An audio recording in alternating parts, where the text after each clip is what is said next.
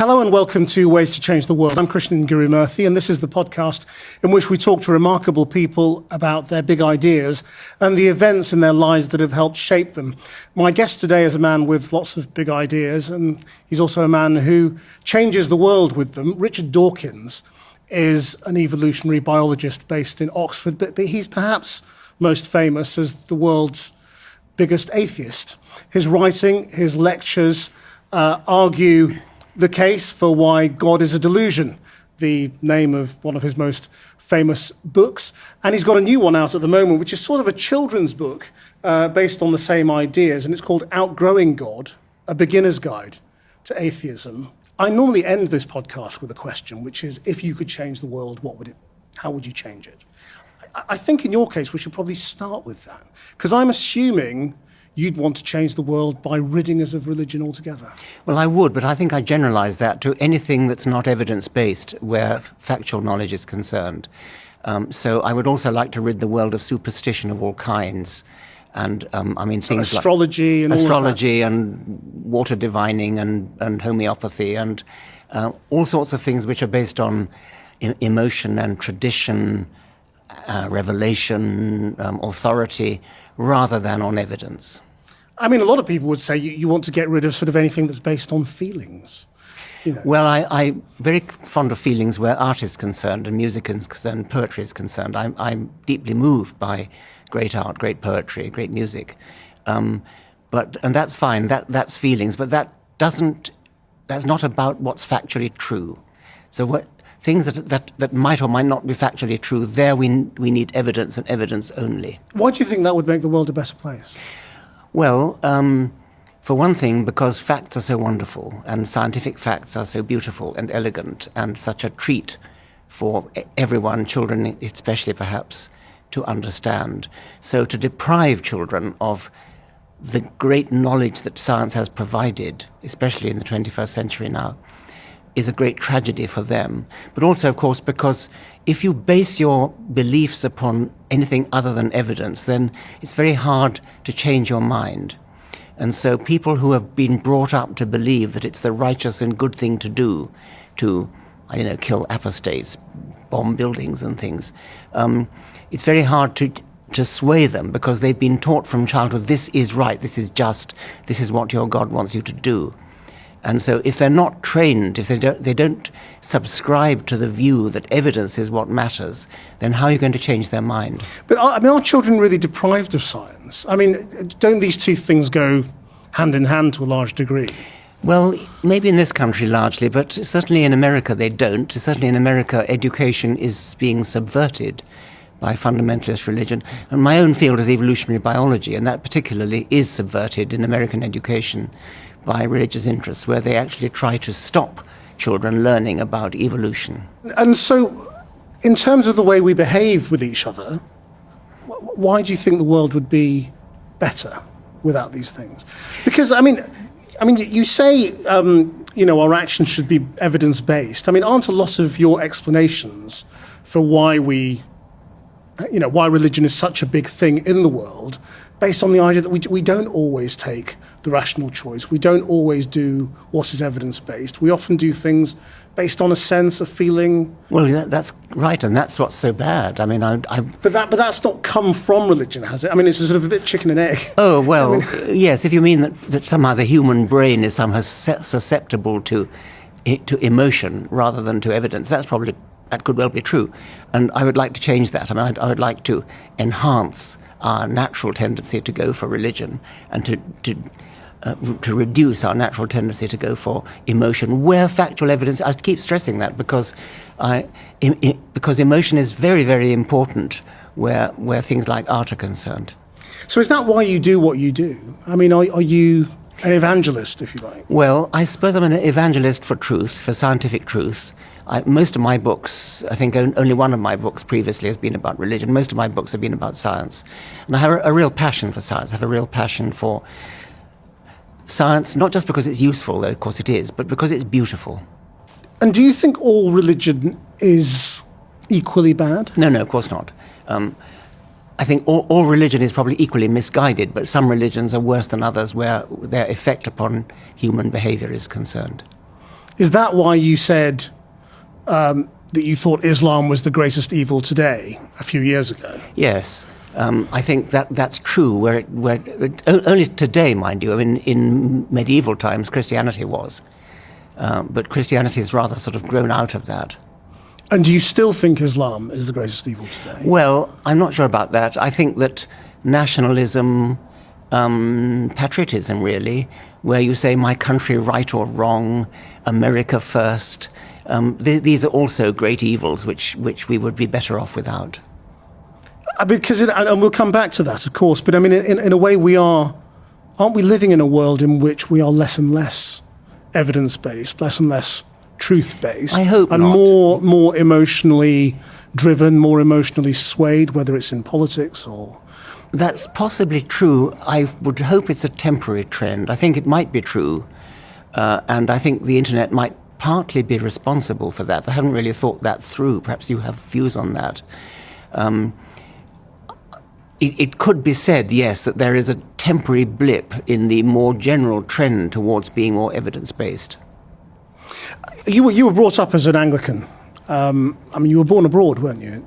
Yes, but in a very British environment. And so, yes, I was brought up... Well, I was sent to Anglican schools. So what was your childhood like? It was a happy childhood. It was in Africa, colonial Africa. So it was a very cushy existence in many ways. We had servants and things like that. In other ways, it wasn't cushy. We didn't have water closets. We had earth closets, things like that. We had no electric light. But so it was rather a throwback, perhaps, to Victorian England in a way. And who introduced the idea of God to you? School. Rather than parents? Probably my parents sort of mentioned it in the same sort of breath as Little Red Riding Hood and things like that. And do you remember believing? Oh, yes. At school, I was confirmed into the Church of England. And you meant it at the time? Oh, yes. At the age of about 12 or 13. And how do you think that happened? I mean, had you been indoctrinated? Or, I mean, what was it? Indoctrinated is a strong word, but it had been a central part of my education at school, yes. I mean, what I mean is, have you come to understand how you had come to believe in something? Yes, when you're told something by an authority figure, by a teacher, by a vicar, yes, it's not... You just accept it? Yes, it's not difficult to understand why that is. In a way it is, isn't it? I mean, to really believe is to really accept an idea in your mind, isn't it? Well, yes. Not just to repeat what you're being told. No, I mean, I really believe it, and I think people do, and I think that's one of the insidious aspects of it, that the child mind is receptive, perhaps too receptive, but you can see why. It would be a good thing for the child mind to be receptive to whatever the child mind is told by an authoritative adult speaking very seriously. And it's easy to see why all over the world people inherit, not in a genetic sense, in a mimetic sense, inherit the religion of their parents, their grandparents, their school teachers, their priests, and so on.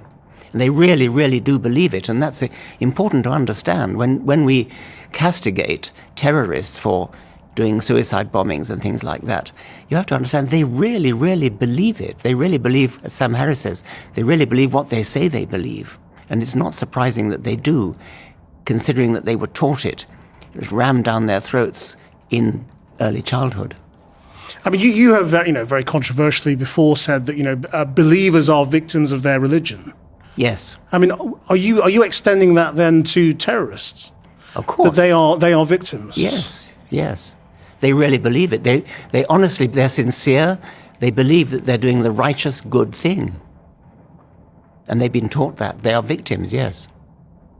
And so whose fault is that? What are they victims of? Well, I suppose, it's tempting to say they're victims of their teachers and priests, but that's probably unfair too, because the teachers and priests themselves were victims in their own childhood. It's a self-repeating process. That's the whole point of mimetics. It just goes on from generation to generation. So perhaps we shouldn't use the word fault. I mean, it's just something that happens, just like genes get passed on. We can break the cycle by counter-education, and that's what I'm trying to do in my life. Why did you stop believing then, as a child? Oh, I stopped believing for various reasons. I mean, first of all, because I realized I think my mother woke me up to this, that there are lots of different religions and they're all incompatible, so they can't all be right. So why would you assume that the one you happen to have been brought up in is right? That was when I was about 9. But then I kind of reverted and got confirmed, and then I finally gave it up at the age of about 15 or 16 when I understood about Darwin, because I was left with a kind of residual deism where I believed not in the particular Christian God, but in some kind of supernatural creator, some kind of creative intelligence. And I gave that up when I understood Darwin. But why does Darwin extinguish, in your mind, the idea of an original creator? Because the original creator was persuasive to me, because I was very inspired and impressed by the living world. And so when I saw a moth that looked exactly like the bark it's sitting on, when I saw a panther that's such an exquisitely designed hunter, when I saw an antelope that was exquisitely designed to escape from predators, everywhere you look in the living world, as I was doing, studying biology, it has apparent design written all over it. And it was only when I understood that Darwin had an alternative explanation, a much better explanation for apparent design. It isn't design at all. It's produced by the non-random process called Darwinian natural selection. Once I understood that, there was no longer any need for God. God became positively superfluous, unnecessary and superfluous. I mean, that's what outgrowing God does. It takes you through all of these notions that we have or are brought up with or are taught in one way or another about what the reasons for our beliefs might be, and tries to cross them out, if you like. But if you take your own experience, which was that Darwinism drew you away from believing in God, why didn't you end up in a situation where you thought, well, maybe God started it all off, and then Darwinism took over? Yes, that's a good question. The reason for that is that Darwin solved the big problem. The apparent design of living creatures is the really big problem, and that was really compelling. Before Darwin came along, it was very difficult to be an atheist. The origin of everything, the idea that God just started it off, the idea that God sort of, so to speak, began the process of evolution and then sat back and did nothing. That's very unpersuasive, because having got rid of God for the big problem, which is the apparent design and diversity of living things, why would you smuggle him in for just a little problem right at the very beginning? Is it a little problem, though, the beginning of everything? Well, I think it's comparative, and this is controversial, and some people would say it's not a little problem. I think it's comparatively little. The thing about Darwinian evolution is that it starts from simplicity and builds up to this prodigious complexity that we see in the living world. Now, before that, the start of evolution, everything was simple. And it's much, much easier to say that simple things just happen than to say that complex things just happened. Complex, more or less by definition, cannot just happen. It has to have an explanation. Darwin provided that explanation. The origin in simplicity requires sort of an explanation, but it's nothing like such a big explanation. And physicists are now working towards understanding the explanation of the origin of the cosmos and the origin of everything. Well, are they? I mean... Yes.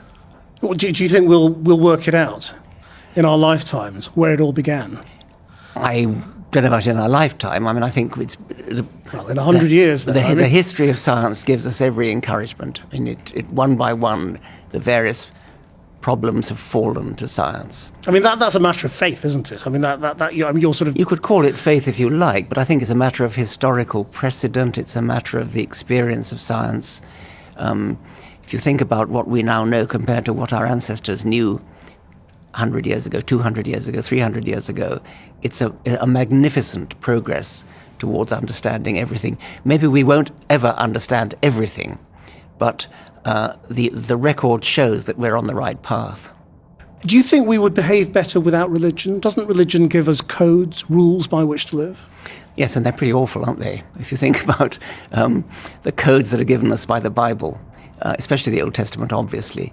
I mean, anybody who lived their life according to the morality of the Old Testament would be an appalling person you would not wish to know. I mean, stoning people to death for breaking the Sabbath, stoning witches, persecuting homosexuals, and so on and so forth. The New Testament's a bit better. I mean, Jesus was obviously a very, very nice person, if he lived. I mean, either Jesus was a nice person, or whoever wrote his lines was a very nice person. Quite rude to his mother. Well, yes, but that, can perhaps overlook that. I mean, the Sermon on the Mount is classically regarded as a very, very wonderful set of rules for living, and indeed it is. But taken as a whole, the Bible is a terrible set of rules for living, and given that there are a few nice bits, you have then to have a criterion for which bits you decide are the nice bits, like the Sermon on the Mount. And the criterion by which we decide that has to be non-biblical, otherwise it's a circular argument. So we can look through the Bible and cherry-pick the bits that we regard as good, and we do that. But then why bother with the Bible at all? If we've got a criterion for cherry-picking, let's just use that criterion and live our lives by moral standards, which we are given by moral philosophers and by the general progress in morality, which we see as we look from century to century, decade to decade, actually. It's that quick. But do you think people would live well if there was no sense of any ultimate sanction? No fear of hell, no fear of divine retribution? Possibly not, and that's a rather pessimistic conclusion, because what that means is that the only reason people are being good is that they're frightened of hell. They're frightened of being found out. They're frightened of the great surveillance camera in the sky that's watching your every move. Perhaps not the only reason, but perhaps an ultimate reason. Well, that's a patronizing reason. What it's sort of saying is people are not good enough to just be good. They need to believe that there's a spy camera watching them. There's a divine policeman watching their every move. That's an evidence-based argument, isn't it? But people are not very good. Yeah, I'm sorry to say it is. Steve Pinker has an anecdote, a rather pessimistic anecdote, that in Toronto when he was a boy he had great sort of liberal ideals. And then there was a police strike in Toronto. And immediately, lots of people went around smashing shop windows and pinching things and so on, which suggests you're right, that evidence-based, it is the pessimistic conclusion that people actually do need to be policed. But I don't find that a good reason to propagate a falsehood, as I believe it is.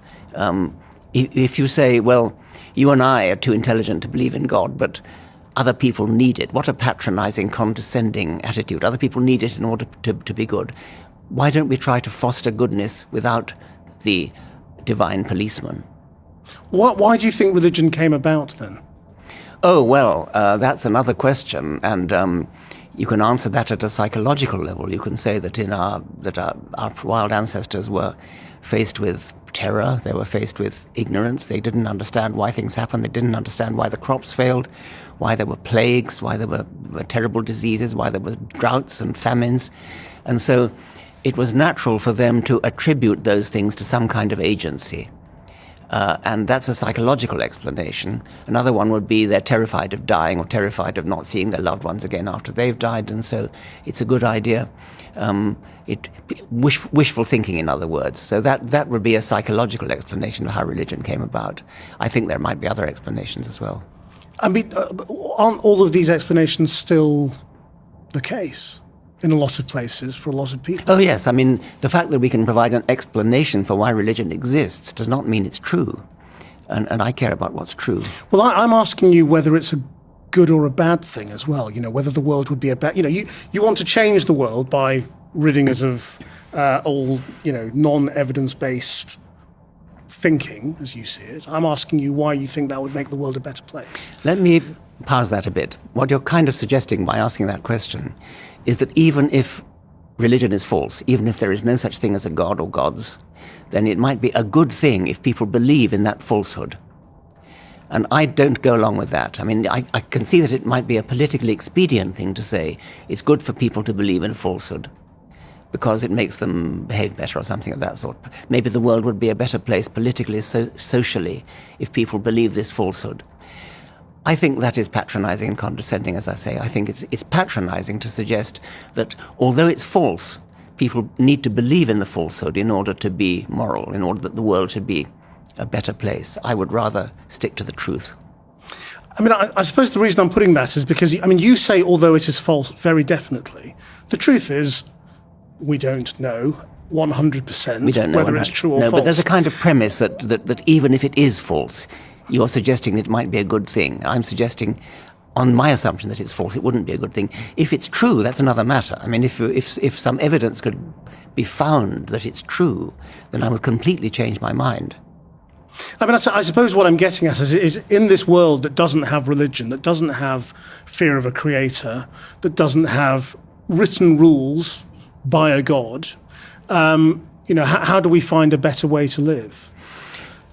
There are plenty of people who don't believe in that, who are actually very moral people.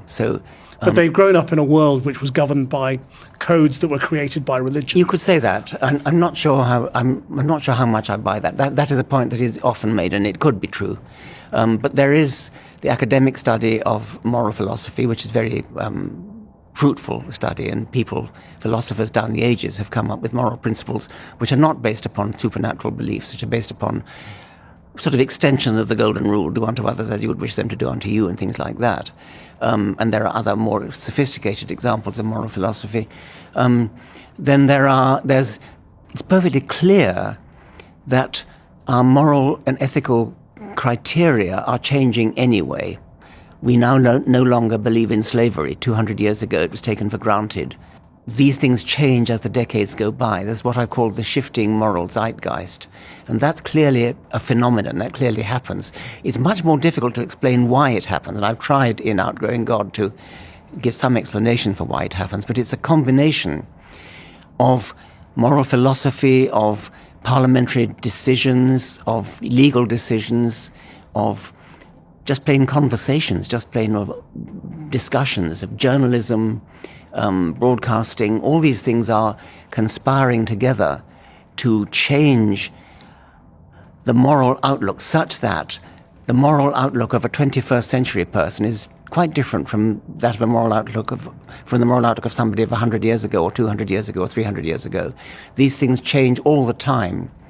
And even if there's some kind of foundation coming from religion, there's also a foundation coming from evolutionary biology. But these things change very rapidly, so that it's no longer recognizable as a religious code, or indeed as a Darwinian code. It's something that changes rapidly, dramatically, actually, as the centuries and decades go by. Do you believe in that progress always happens, is constant in the way we think? It's controversial whether that happens in biology, and I'm on the sort of wing of those people who think that it does. Not all the time, but there's a general tendency for it to happen.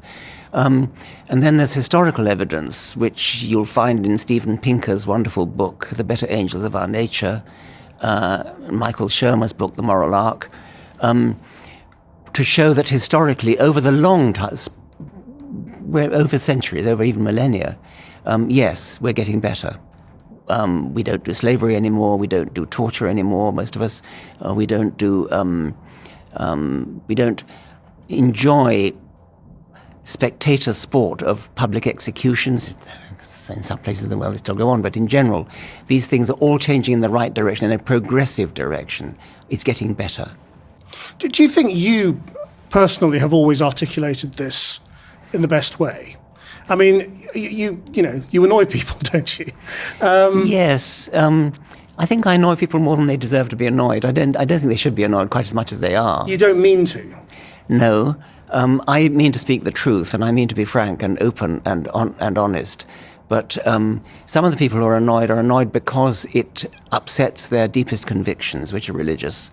And so I think they sometimes actually hear what is not a provocative way of putting things, it's just a straightforward way of putting things. They sometimes hear it as more aggressive and annoying than it really is. Because, I was just looking, in your Twitter biography, you say you're a good-humoured ridicule, you do good-humoured ridicule of religions. Yes. Do you think it's always good-humoured?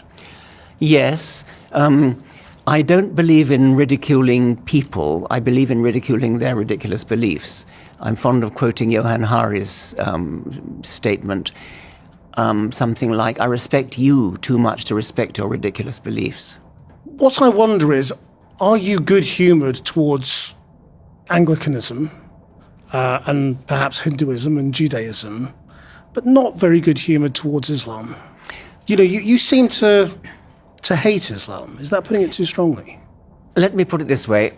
I hate female genital mutilation. I hate executing apostates. I hate cutting people's hands off. I hate throwing homosexuals off high buildings.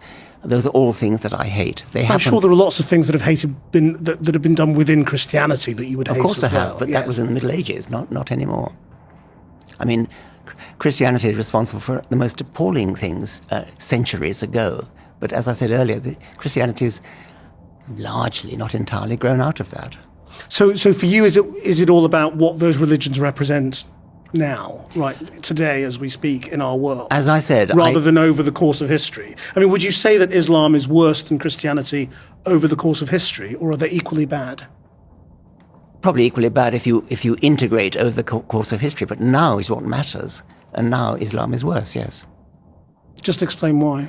Oh, come on! I've just told you, throwing homosexuals off buildings. But these are all sort of extreme minority things that you're describing. They're not normal lived Islam for 1.5 billion people, are they? Well, no, they don't. 1.5 billion people don't do it. No. But nevertheless, they get Quranic and hadithic, if that's a word, authority for it. But you're taking, surely, the behaviour of a tiny minority in the extreme and projecting that across a people in a religion.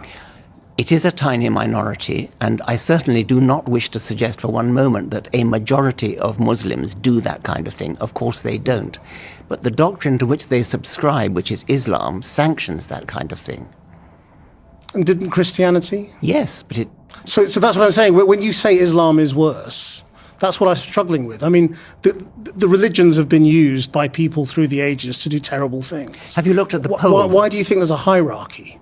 Have you looked at the polls of what individual Muslims think when they're actually asked, do you agree that apostates should be executed?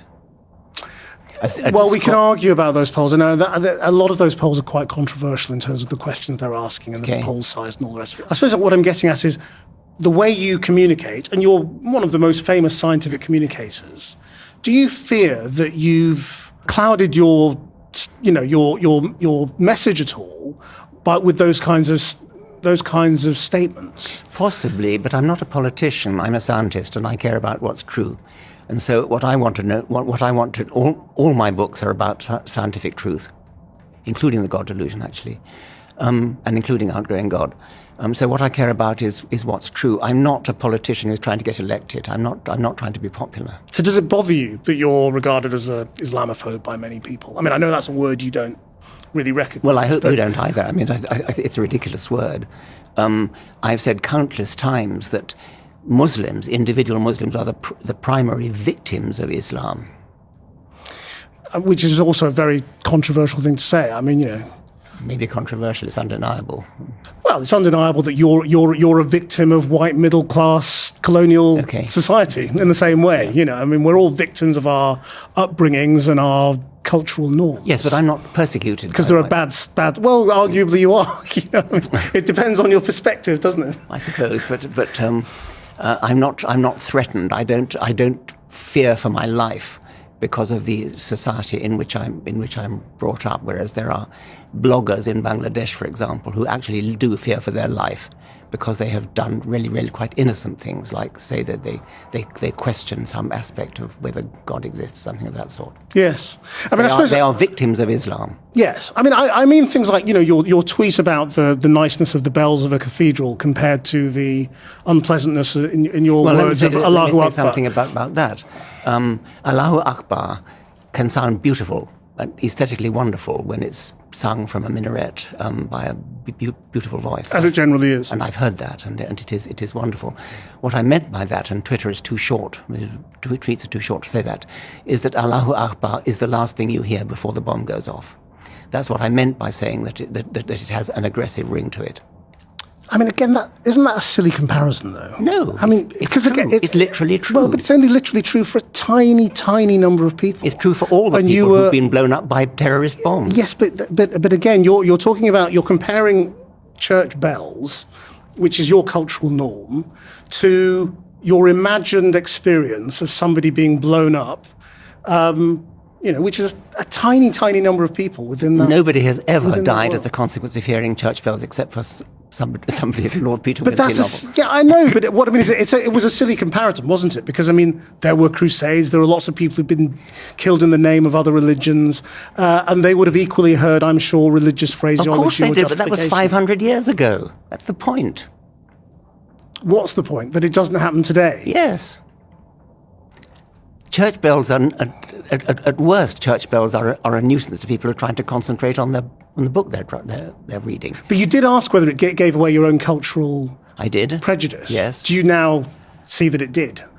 Well, from an aesthetic point of view, I suppose that's right, but I could have added that aesthetically I find the call to prayer very beautiful. I've heard it sung very, very beautifully in Morocco, for example. It was a beautiful, deep, rather like Paul Robeson voice. And that was wonderful. I was woken up by it at dawn and it was beautiful. So I can cope with that aesthetic as well. But the main point I was trying to make was, as I said before, it's the last thing you hear when the bomb goes off. I mean, the point you make is right at the beginning of the book is that with all of these, the Greek gods and Roman gods and, the sun god and all of these things, that's now normal to dismiss all of that and say, well, of course those gods don't exist. But God, the Christian God, the Jewish God, well, there's got to be something there. Maybe it's all just one God and we all share it out between different religions, but there must be something there. Why do you think we're able to make that distinction between these archaic gods and the notion of God that we have now? Because we, when you say we, you, I mean one. Society is brought up to believe in the God of the Jews and not in the God of the Greeks and the Vikings. It's indoctrination then. It's just I mean, taught. if Constantine, the Emperor Constantine, hadn't adopted Christianity as the official religion of the Roman Empire, children in Europe today would probably all worshipping Jupiter and Hera and Neptune. And what do you think happens when we die? Well, either we're cremated or we're buried, or we leave our body to science. Did you fear it at all? I fear the process of dying, depending upon how it happens. And I think that, unlike non-human animals who have the privilege of going to the vet and being put to sleep, we don't have that privilege. And so the likelihood is that our process of dying is not going to be very pleasant. People often become more religious or more superstitious as they get older, though, don't they? Because they fear the Creator, or either being judged or that there's nothing. I believe that they just stop. Could well be true. An Australian friend of mine said, "Why are there so many old people in church cramming for the final?" And you've never found yourself wondering. Have you ever had doubts that you may be wrong? Not since I became an atheist, no. I mean, I may have doubts about lots of other things, but not about my individuality surviving the death of my brain. Of course not. That would be absurd. And it's never sort of occurred to you that there may be a dimension, a way of thinking that you're just not capable of, that exists? I believe that's true, probably. And I think that, for example, if ever we get into contact with extraterrestrial aliens, they will be a lot more advanced than we are, probably, because otherwise they couldn't get here. They couldn't.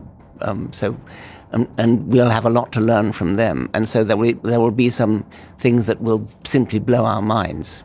So you think it is likely that there are other living creatures out there somewhere? Yes, I do. Just on the balance of probability? Yes, statistical grounds. I mean, the sheer number of stars, and therefore we now know that most stars have planets. And so I think the probability suggests that there are probably lots of other civilizations.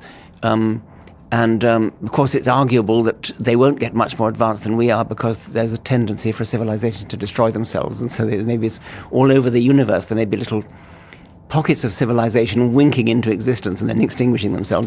That's a speculation, a science fiction speculation. It is possible that we are unique, and I have considered that at the end of The Blind Watchmaker, one of my books. It's not totally obvious that there have to be other living creatures around. But if we are unique, then what that means is that there's something very, very, very, very special about the origin of life on this planet. If we are the only one that's developed life, then the origin of life would then have to be a quite stupendously improbable event, so much so that we're wasting our time trying to understand it. But I don't believe that, as a matter of fact. I believe that there is probably quite a lot of life around the universe. Even if there's only say, as few as 1 billion other life forms. And I stress that word few because 1 billion is a tiny, tiny number compared to 10 to the 22. If that were the case, then the different life forms might be so widely spaced out that none of them ever encounters any of the others. Other eminent scientists, Stephen Hawking, Einstein, I suppose have had this notion that sort of, God might just be that bit of science that we haven't quite. Oh, well, that's just a matter of terminology. Einstein and Hawking both used God language, but what they meant by that was that which we don't know, that which we don't understand. And they had a reverence. Einstein especially had a deep reverence for that which we don't understand.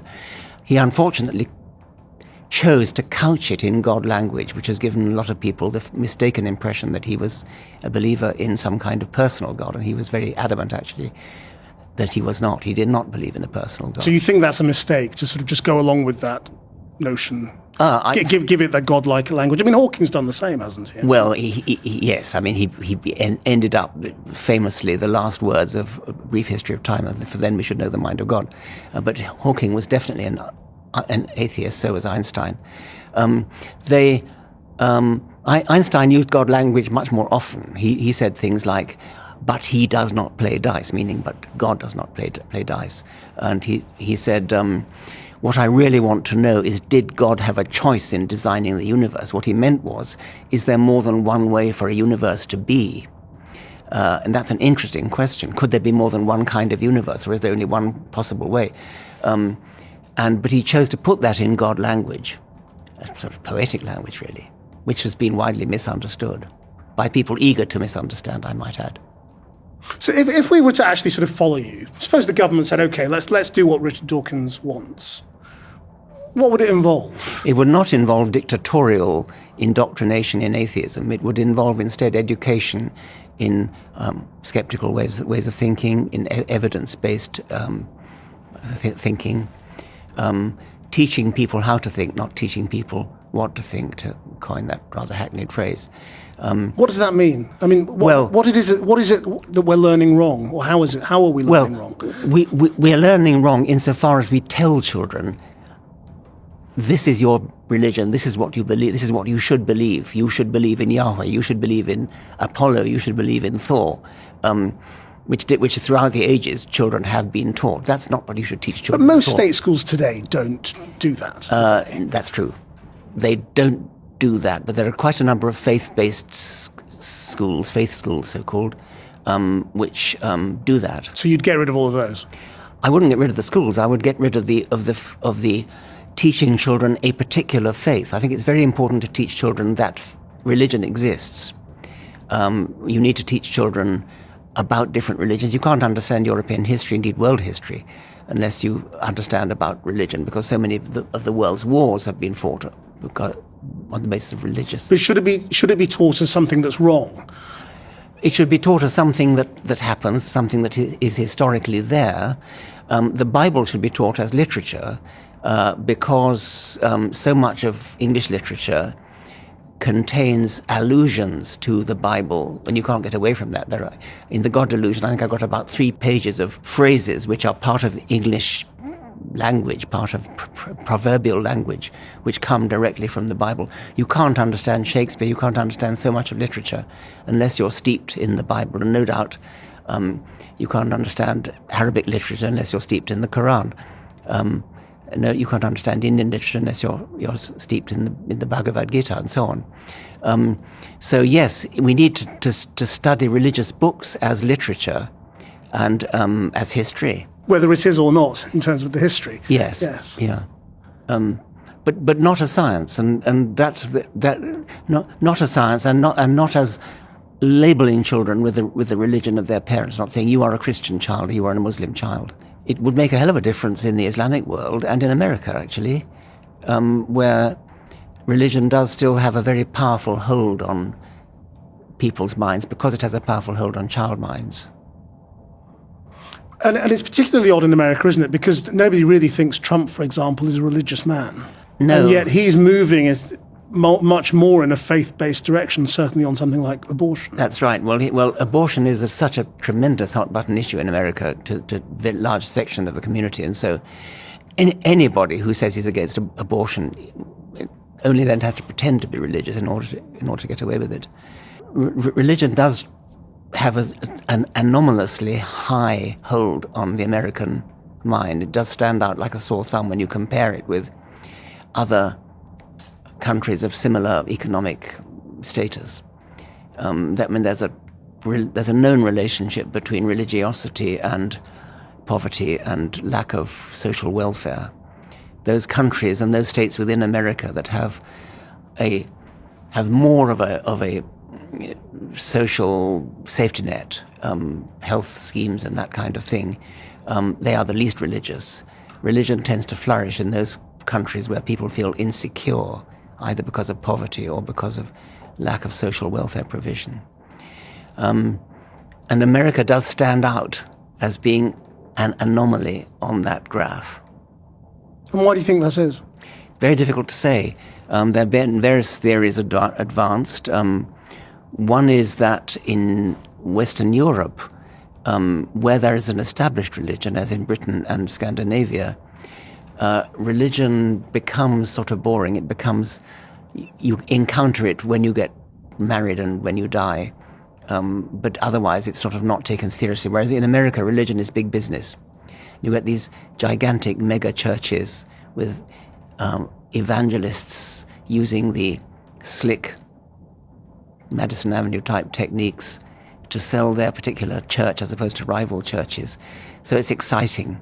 And you have these people waving their arms around and dancing in the aisles and things, and religion is a form of entertainment. And that's one theory. Another theory is that religion is that America, being an immigrant society, just about everybody is descended from immigrant parents, and not that long ago immigrant parents, all except for Native Americans. And one of the things that happens when you go across the Atlantic to a strange country is that you feel lonely, you feel isolated, you've left your roots behind, you've left your family behind. And so religion gives you a church, gives you a feeling of security, gives you a kind of substitute family. That's another theory that's been advanced. When you think about what's going on in America, in parts of the Muslim world, when you look at the rise of Hindu nationalism in India, I mean, do you think you're losing this argument, your side? Only temporarily. I mean, I think that there's a temporary reversal, as I said before. I mean, we're losing the argument in America because of Trump. Let's hope he doesn't get re-elected. And Hindu nationalism, you're right. I mean, Gandhi and Nehru would be turning in their graves as what's going on in India. The rise of militant Islam as a form of pride, really, as a kind of nationalism, which I think is another great evil. I mean, the great wars of the 20th century, the First and Second World Wars, were nationalistic wars. So that's another ideology which is not evidence-based and has evil consequences. But is it because secularism has failed these people? You know, rational thought hasn't got them anywhere? I doubt that. As I say, I think it's a temporary thing. There's no doubt we're in a bad patch just at the moment. Do you think we will get to a point where the idea of God will just be a sort of a curiosity? We're moving in that direction over the long term, but we've got a long way to go, and I wouldn't like to hazard a guess as to when that will happen. So do you think we will outgrow God? It might take centuries, but yes.